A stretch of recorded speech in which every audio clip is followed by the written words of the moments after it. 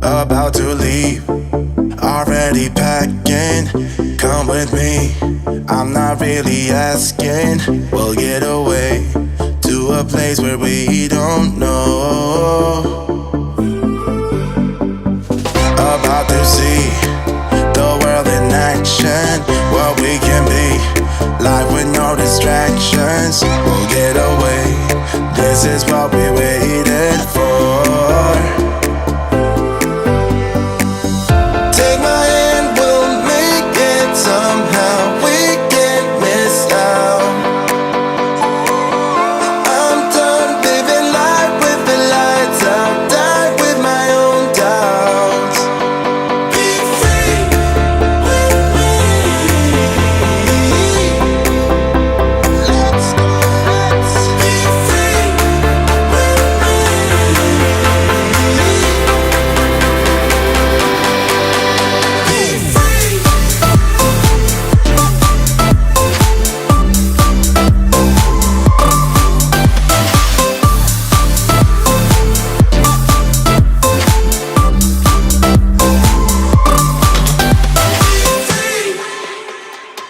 Not looking back, eyes on the freeway, Bonnie and Clyde, a classic cliche.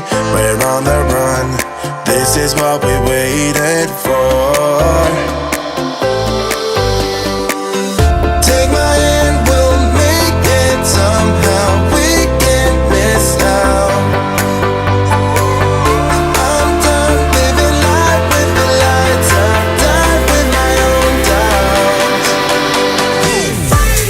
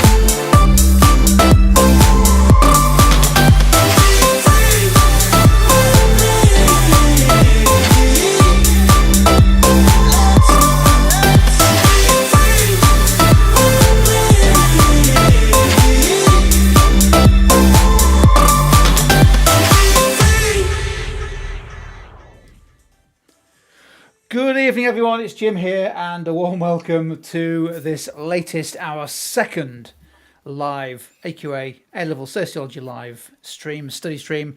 And let me see if I can get myself into the picture here.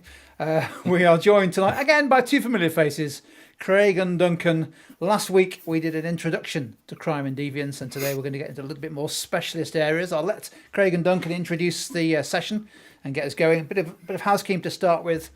We are live on YouTube, so for those of you joining us live, you can use the live chat to add your answers and comments and questions and suggestions to each of the activities, and we welcome you doing that. Please encourage you to do that. If you're watching on catch up, and last week, the same time last week, we've had over 450 students watch on catch up.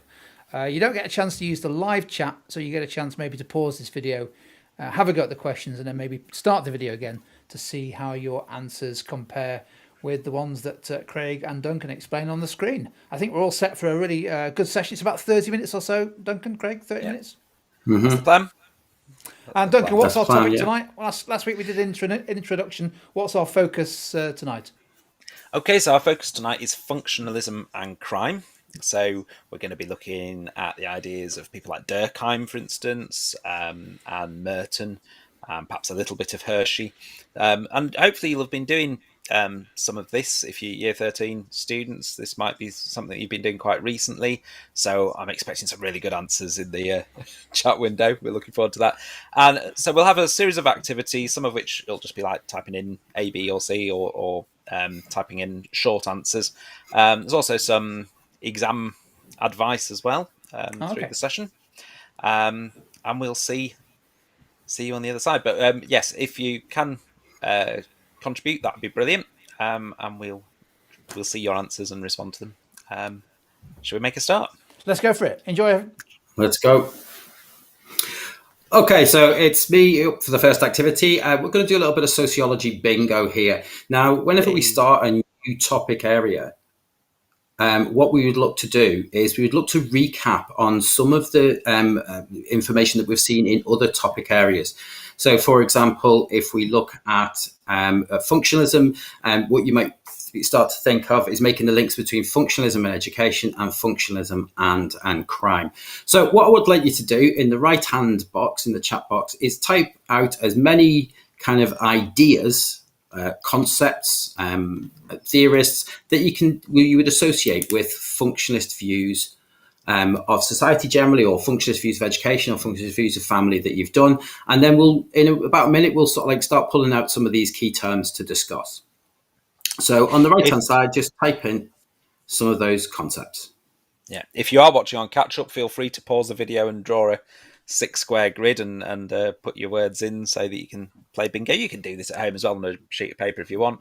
And if you get a line, you can shout out, type in bingo with an exclamation mark, or leap up from your chair and shout it, unless you're in the school library or something like that. But you probably aren't at this time.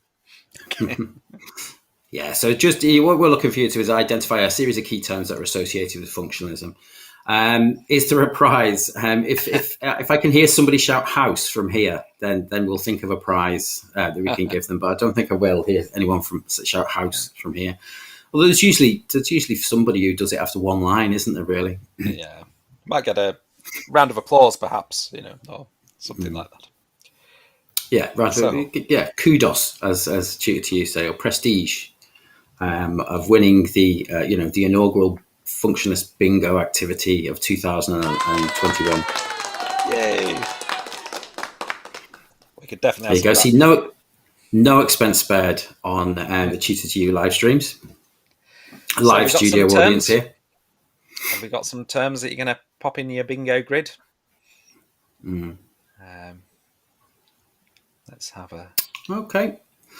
Let's pull. I think people might be sort of like typing out 6 terms here because it does say identify 6 terms, but a series of terms.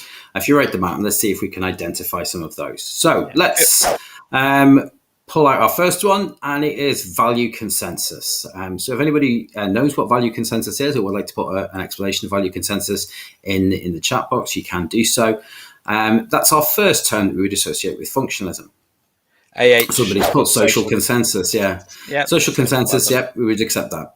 Second one, socialization. There's a nice one there come through, collective conscience, traditional gender roles, we can see some of those. Socialization, the importance of socialization, both primary and secondary socialization that we will see. Our next one, please. The organic analogy, which is obviously a big term that we associate with functionalism. Our next one. Social solidarity. AH has come through with strain. That's something we're going to discuss early in this video today. Social solidarity. Obviously, Durkheim's idea that education helps promote social solidarity. We're going to see sort of like why that is important, particularly with respect to crime a little bit later on. Warm bath theory. Matt Radcliffe Brown we've got as well. Our next one. Next ball, please. Anomie. Of course, the idea of a lack of norms and values, or the decline of norms and values. We've got anomie in there as well, which becomes very important in crime and deviance. And our final ball is that it's a structural theory. Of course, structural theory, that is still quite important when we look at sort of like crime and deviance, particularly when we look at some of the theories sort of like Merton and Durkheim, and sort of like how the structure of society influences the levels of crime and deviance. So some of the people so there's our 6. Window, I was just going to say some of the people in the chat window can definitely tick a few off. I think consensus we had. Collective conscience. Collective conscience is a good one. Similar concept as social solidarity, isn't it? So I think we can tick that one off. It's certainly a good point, and lots of other good points. Traditional gender roles. Obviously a lot more than 6 key terms that you could use.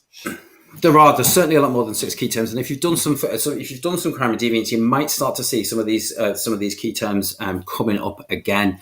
So if we could just move on to the next slide, please. Yeah. So why we've done this kind of functionalist bingo is because when it's revising, it's really useful to review some of these key terms and ideas and the sociologists that are associated with these different approaches. And the reason we do this is because there are lots of synoptic links across the course. So, for example, we will see social solidarity repeated again in the work of Durkheim.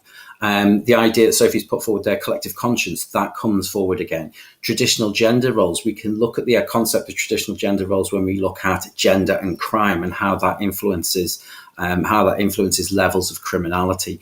So these synoptic links are really, really useful for being able to sort of like develop your analysis of your answers. So if we move on to our next activity with Duncan. Okay, so those of you who've started a bit of crime and deviance have probably talked about Durkheim's views of crime and deviance, and his view that deviance is functional, normal, and inevitable. Obviously, saying it's normal is quite complicated, because obviously saying deviance is deviance from the norms, but it is normal for a society to have deviance in it. So we want to have a bit of a debate about this now, and you can think a bit about what we've already said there, that functionalism, we can make those links back to what you already know about functionalism from last year. But I want to have a couple of arguments that support this view of Durkheim's, that deviance is functional, normal, and inevitable. And then we're going to think of some criticisms of that view. But if we think arguments in favour to start with, what arguments are there that support the idea that deviance is functional, normal, and inevitable? You might want to think about ways it is functional. You might want to say a little bit about what Durkheim said about it being normal or inevitable. Give you a moment or two to type some ideas into the chat window, because we've got some very good contributions to that last activity. So it'd be interesting to hear what you have to say on this. Do you think Durkheim's right? In what way is it functional? What did Durkheim say about it being normal? So to rebel against the traditional norms and values, Claudius said, that is certainly one of the ways that deviance presents itself, and that could be, it's definitely something that happens, so in that sense it's normal, and it could be functional, couldn't it? It's functional in the way, this is from Minecraft, it's functional in the way that deviance encourages social solidarity as it brings society together against the criminal, absolutely. And then we've got the acts as a safety valve, so that's Davis, isn't it, who talked about it acting like a safety valve, so that there's like a kind of pressure building up in society, and you release a bit of that pressure through a bit of deviance. It's needed to teach and socialise children to be law-abiding, Sophie said there, and that's a good point. That's links to that idea of the social solidarity and this idea of boundary maintenance. We'll talk about all of this in a later activity with Craig, but there's some really good points about how it's functional there. And just coming back to Claudia's one about rebelling against traditional norms and values, that might be a way in which society moves on sometimes, that, there needs to be some change, and so some deviance helps to stop societies from stagnating and encourages some social change. H has put deviance being bad would be a contradiction. If society were perfect, there'd be no room for diversity. Okay, and some lovely responses. Prevents anomie as it constantly reminds people of society's values and builds value consensus. The bit about if society was perfect, that Durkheim used a phrase, didn't he? The idea that even in a society of saints, he used this idea of a society of saints, there would be deviance. It might just be that what was considered deviant would be a sort of lesser transgression. So, I don't know, sneezing without saying excuse me or whatever might be the deviance. But it would, even in this society of saints, in this society of people who are extremely law-abiding and rule-supporting, there would still be deviance. So that's quite an interesting idea in favour of Durkheim's view. I think the harder question really is to do a bit of evaluation. It's probably where we bring in some of the other perspectives and ideas which you may not have covered yet. But can we think of any arguments against the view that deviance is functional, normal, and inevitable, either that disagrees with that or thinks that it's not particularly helpful? So there we have on our screen, even in a society of saints, there would be deviance, and deviance has these key functions such as boundary maintenance and facilitating social change. You came up with all of that and much more, so well done, your excellent contributions. What about the other side? Can we think of any criticisms of that, or who might think that that doesn't really help? That's not a useful concept, or why might that not? Everyone think that it's a useful concept. So has said it assumes that a side effect of deviance and crime is its sole purpose. Society doesn't produce it for its own benefit. That's quite an interesting one, isn't it? Yes, because we're saying if deviance is functional, it's there and it provides a function for society. But that isn't why people commit crimes, is it? People don't commit crimes in order to help social solidarity or help collective consciousness. I think that's an interesting idea. Yeah, that's a good point. Think about the levels of crime as well. I was going to say the level of crime. Yeah, that's something that you might consider in there. Yeah, because Durkheim said that too much crime would be a bad thing for society, but he also said that too little crime would be a bad thing for society as well. That he's very much like our graphic there. He likes things to be in balance. But what would some people say about the idea that too little crime would be a bad thing? Obviously, to us, to the victims of crime, all crime is bad. has said there, how do you measure it? Yeah, what do you say is what's a good amount of crime? What's the appropriate amount of crime? We also got there that it ignores the negative side of society. It paints a rosy picture, and that's something we sometimes criticise functionalists for across the board, isn't it? That they sometimes seem perhaps slightly too optimistic about society, and so we might apply some conflict theory here as well. Shall we have a look at what I suggested? But you've come up with some great ideas there. But if we have a look, one is that crime is a real problem that needs to be solved. Later in the course, you'll look at realist theories. You won't have looked at that probably yet. If you have, that's great. And that's people who say, well, crime is a real problem. It has to deal with it. And some of these sociological theories, not just functionalist ones by any means, are a little bit too theoretical, a little bit too abstract, rather than thinking about how you actually deal with crime as a real problem. So Hans said it ignores the negative effect on victims. Who's it functional for?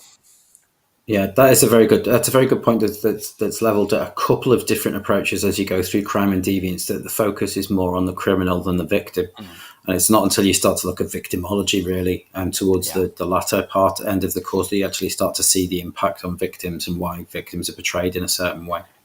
Yeah, and then in my other one, I've tried to combine both kind of Marxist criticisms and interactionist criticisms into one very short sentence, which probably trying to fit a bit too much into there.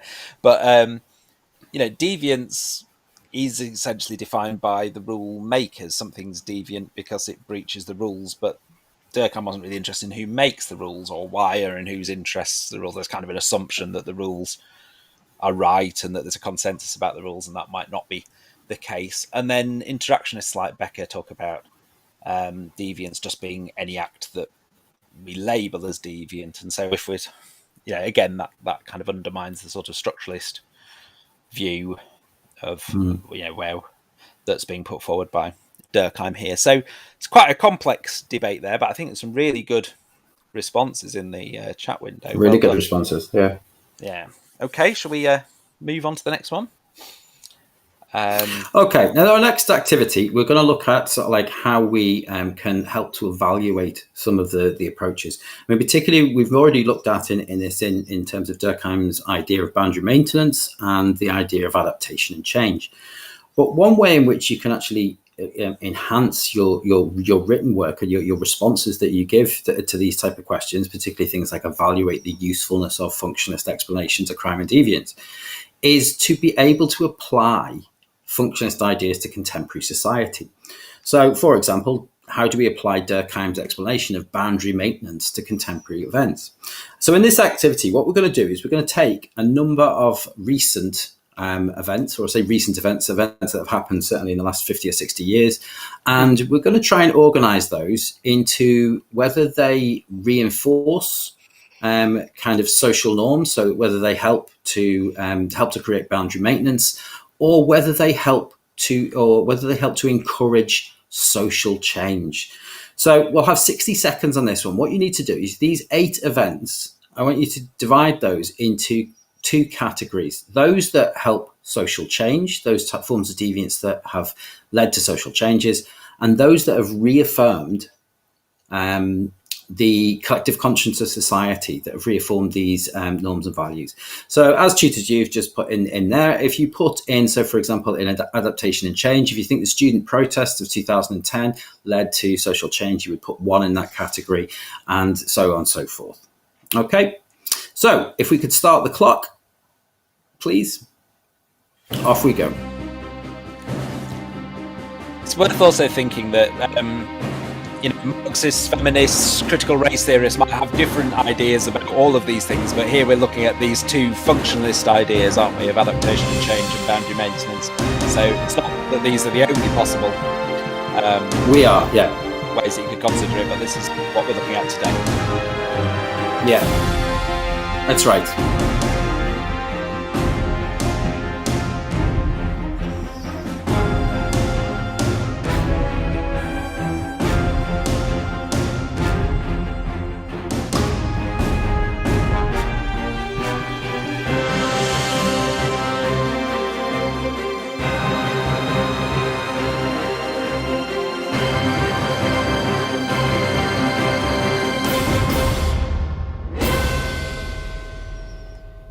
Okay, so we've got some good responses there. People seem to have got more for adaptation and change than boundary maintenance. Can we see the full responses there, please? Okay, so we have 5 events there, something we were seen as adaptation and change, and 3 in boundary maintenance. So, for example, a civil rights movement would be seen as an example of adaptation and change. The deviance of protesting led to social changes. Likewise, with the women's rights movement and with the Stonewall riots. Obviously, the women's rights movement and helped with the rise of feminism, and the Stonewall riots you would see as advancing the cause of LGBT communities. The poll tax riots, which happened in 1990, obviously led to changes. It led to the removal of quite an oppressive form of taxation. And the student protest in 2010, now some people might argue, well, okay, that didn't really change much. But there's a reason I've included that in there. Because one of the things you can actually do is you can use real events to explain how adaptation and change doesn't work. So, for example, in 2010, what you have is student protests. You could argue that, right, okay, well, Durkheim's idea doesn't apply because in 2010, students protested about the increase of fees to £9,000 and it was ignored. It didn't lead to social change. So we could potentially have a negative evaluation, a criticism of Durkheim's idea of adaptation and change there.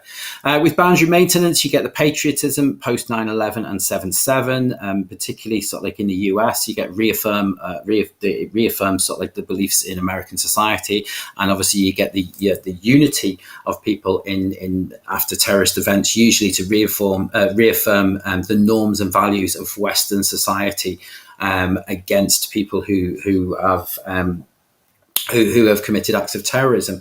The reaction to Sarah Everard murder, again, we can argue that obviously the vigil for Sarah Everard was an outpouring of grief, and the idea that it reaffirmed this idea that violence against women is wrong. And of course, we have another case that has come up with a 28-year-old teacher in London, who's recently been murdered, and we are starting to see these arguments come out again. That the idea of violence against women is wrong, and the murder of George Floyd. Now, we could argue that this could go either way, but the idea I've put in here is that the murder of George Floyd, as an act of deviance, it united society to condemn racism in society. Now, the extent to which that has occurred, we could debate that all day, but I would see the murder of George Floyd as being a form of boundary maintenance. It reaffirmed lots of people's views in society that racism was wrong and that we shouldn't tolerate it. I think what you could say is... So we would use it... Sorry, go on, Duncan. I would say, if you're looking at perhaps some of the disorder and problems that happened in some of the protests following the murder of George Floyd, they would go on the other column, because those acts of deviance, if you like, riots, in some of the BLM protests, etc., would be causing the change. But the murder of George Floyd wasn't to bring about social change. That particular act wasn't to bring about social change, but it did have this impact of cementing attitudes about racism or reaffirming them. Yeah, that's the idea that sort of like basically society, with boundary maintenance, society comes together to condemn the wrongdoers and reaffirm these norms and values in society, that things like racism, things like violence against women will not be tolerated in decent society. So let's move on to our next activity, though. And again, we're going to look at we're looking at Merton's strain theory. Now, this is a theory that I think, personally, is one of the most useful theories of crime and deviance that you will come across, because it can be used for a wide variety of different question types. It's a very influential piece of research, and it's gone on to inform lots of what follows. And I'm not going to give too much away because that's obviously part of this activity. But Merton's strain theory is 80 years old, and yet it still can be applied very much to contemporary society and to a variety of crimes that you will look at across the specification. So in this activity, I would say that Merton's strain theory is a must know. It's one of those that you put a nice big star in your notes in and get, I need to know this for the exam. Quite simply. Lots of them are, but this is certainly one that is a definite no. I need to know. So what we're going to do is we're going to do a bubble quiz. And in this bubble quiz, we're going to ask you questions about Merton's strain theory. And what you have to do is you have to put down the correct answer, the correct number of answers that you will see on the screen. Now, the correct number of answers can be 0. The correct number of answers can be 4, or anywhere in between. So on the right-hand column, when we see the question, what I would like you to do is type in the answer for each of the answers that you believe is correct. So let's get to our first question. Which of the following sociologists were influenced by the work of Robert K. Merton? Is it A, Murray, B, Young, C, Cloward Nolan, and D, Albert Cohen? So what you do is you type the numbers that you think are correct. Now, some of these you may not have come across, some of them you may have. But this is just to demonstrate the influence of Merton.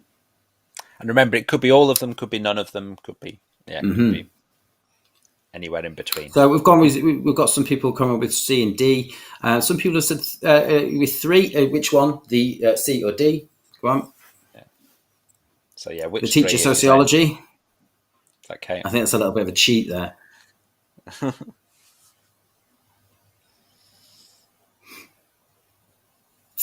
AH has come BCD. Interesting. That's interesting. Mm-hmm. Very interesting. Hi. Hello, the teacher sociology. Hi. Let's look at the correct answers then. Most people have gone with C and D. It is actually B, C, and D. Jock Young was also influenced by the ideas of Robert King Merton, particularly when he developed sort of like theories of left realism. And Young wrote quite extensively about Merton, which is a bit of a surprise. But when you actually look at something like left realism, when you come to look at it later on, he talks about relative deprivation. He talks about the formation of subcultures.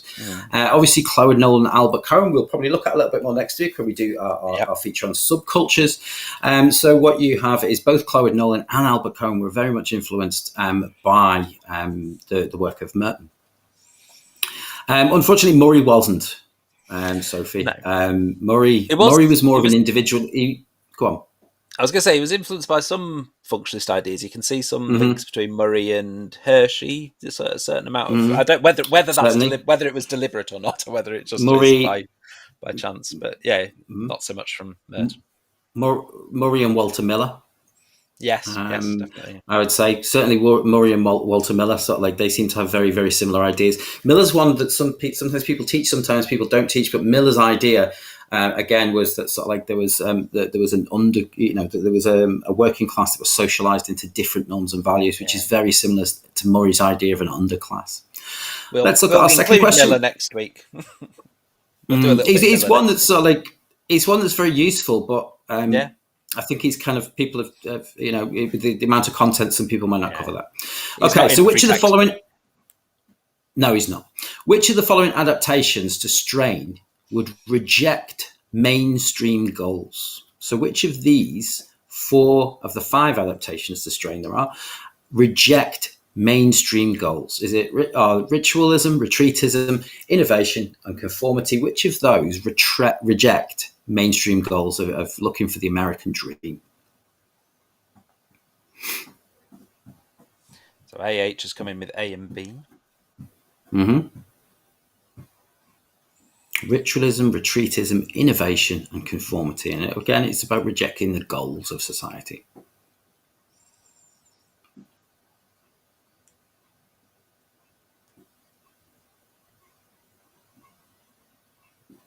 It's a bit difficult when you think of Merton, isn't it? Because a lot of them are reject, accept, blah, blah, blah, blah. Reject, accept, alternate goals as well. That's another one. Let's see the answer, please. That's correct. Yeah, it's ritualism and retreatism. Obviously, ritualism, they reject the goal of they reject the mainstream goals of the American dream, but they continue. They will still conform to legitimate means. Retreatism, they reject both the goals and the means. Let's look at question number 3, please.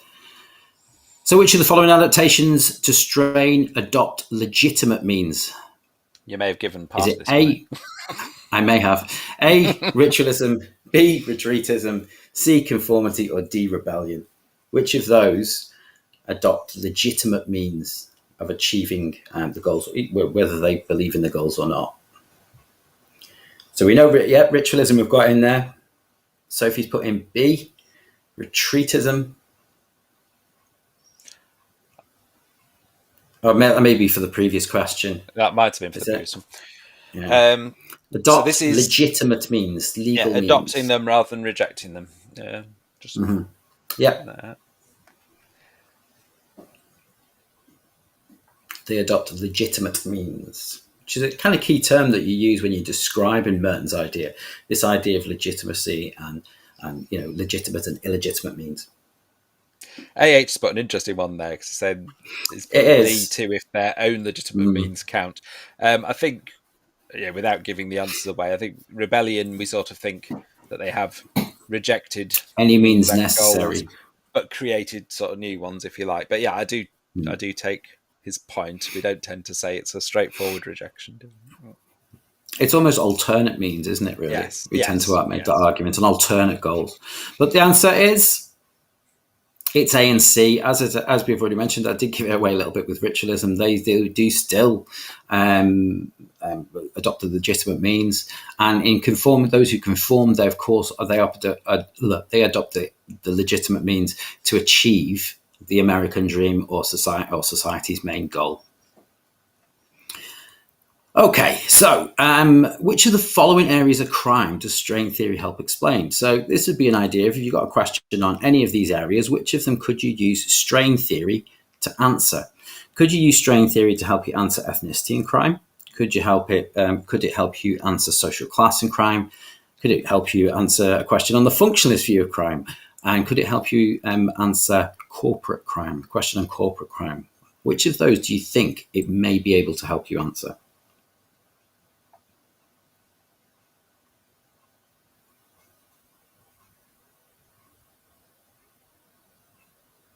Bit of a difficult one if you haven't done most of the course so far, particularly if you're early on.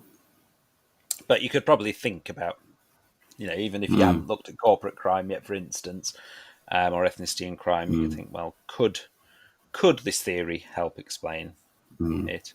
It's probably worth remembering that Craig has suggested that this is a very, very useful theory to know. I'll just put that as a little helper. We've got maybe B, a slight possibly trick question. C, A and B. C, yes, you definitely. I mean, if you were looking at an essay on functionalist views of crime and deviance, you'd be probably going with Durkheim, Merton, and some of the subcultural theorists to look at as an example of functionalist view of crime. They would be pretty much standard, I would say. Some people are putting A and B, some people are putting B. Let's look at the answer, please. I did say it was a very useful one. Ethnicity in crime, and we can suggest that some ethnic minority groups are more likely to feel the strain. Likewise with social class in crime, and people more likely to feel the strain to enemy, particularly if they're unable to achieve goals through legitimate means, if their opportunities are blocked in society. The functionalist view of crime we've already mentioned as well, and corporate crime, particularly things like innovation. We can talk about the idea that some corporations, because of the pressure to succeed will bend and break the rules in order to get ahead. So we can use that for all 4 of those different types of crime.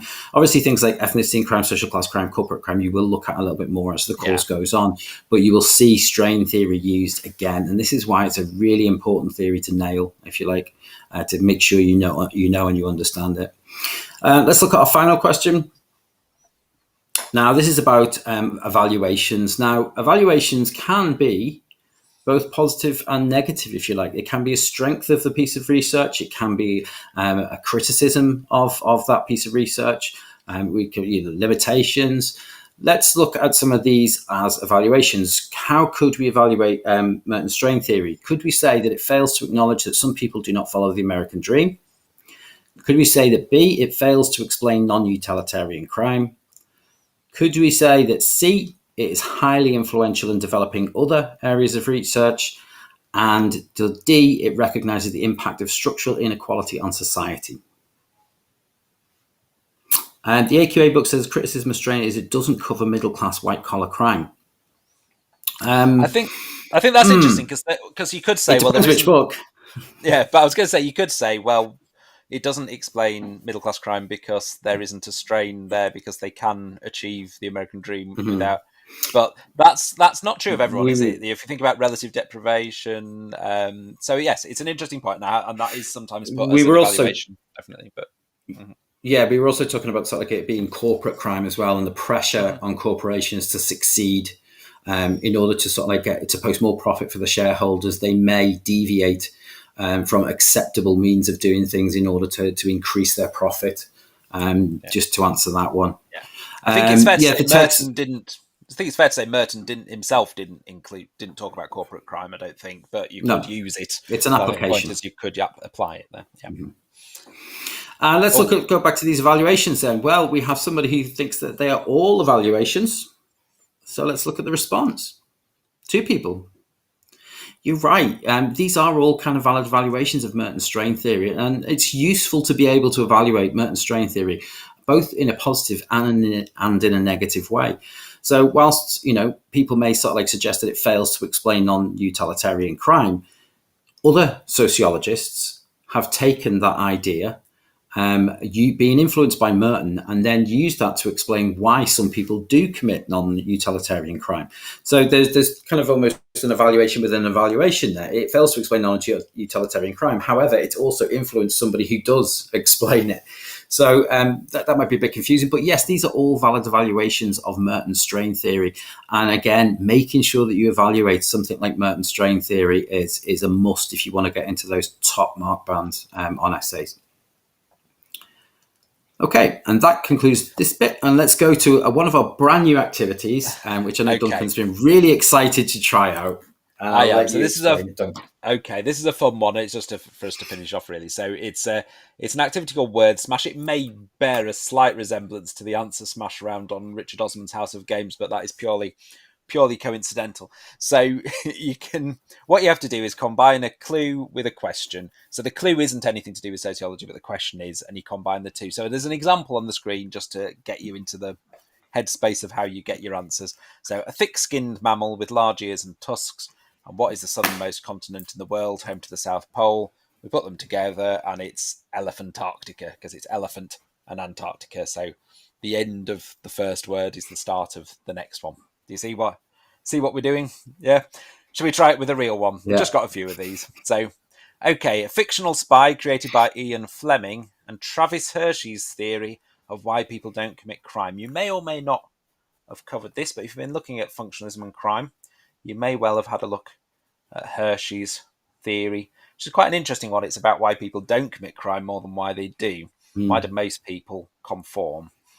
And knowing one or the other often helps get to the other one. So if you know the fictional spy created by Ian Fleming, and two T's come in there, it's definitely James Bond in the news at the moment because of the film. Does anyone know Hershey's theory that starts Bond something? Shall we have a look? James Bonds of Attachment. It's James Bond and Bonds of Attachment. It becomes James Bonds of Attachment. Okay. Mr. X has gone with Bondershi. Could have been Bondershi. Bondershi. Yeah, bonds of been. attachment. James Bonds of attachment. Okay, should we have a look at the next one? So it's a nickname for Elvis Presley, and it's the person who identified the safety valve as a function of deviance. Now, you need to know his first name for this, which some of you will and some of you won't. I have mentioned him earlier, but I only mentioned his surname. And it's interesting. If you're watching this, obviously, if you're watching this on catch up and you do come up with some better ones, because myself and Duncan sort of like have had a backwards and forwards over this. I don't quite get the rules for it, unsurprisingly, and I came up with lots of ones that weren't quite right, but I thought were funny. Yeah, so we've got maybe it's the King. Does that help us? That Elvis Presley was known as the King. Shall we have a look? The Kingsley Davis. So it's the King and Kingsley Davis makes the Kingsley Davis. Okay. I think we've got one more of these. Let's hope you get that everyone leaps in with this one because it's a fun one. So it's a fictional barbarian. Someone's got there a Kingsley. Well done. A fictional barbarian and a state of normlessness, or a society without norms and values, or with a breakdown of norms and values. They are challenging. This one, I reckon people might be able to quite quickly get the sociological term this time, and then you might be able to link it well with the fictional barbarian. Tutor to you there may well have given you who the fictional barbarian is, and that definitely helps you. What do we think? Come on, someone's going to get this one. I'm seeing people hovering over their keyboards. What could it be?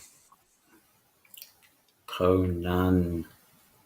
Ah, there we go. Very nearly. Yes, you've got it. It is right. Yeah, let's have a look at it. Konanami. That's just a typing error. That one. Yeah, Konanami. Yes, Konanami. Yeah. So Conan and Konanaki? I can see Konanaki. It could have been Konanaki as well. But yeah, Konanami. Conan and Anami. Well done for having a go with that. Sorry. I wanted to go with Matt LeBlanc's character in Friends and a state of normlessness, which would have given you Joey Tribbiani, but apparently that doesn't work in the rules. It doesn't quite work in the rules. Yeah. Joey Tribbiani. Nearly.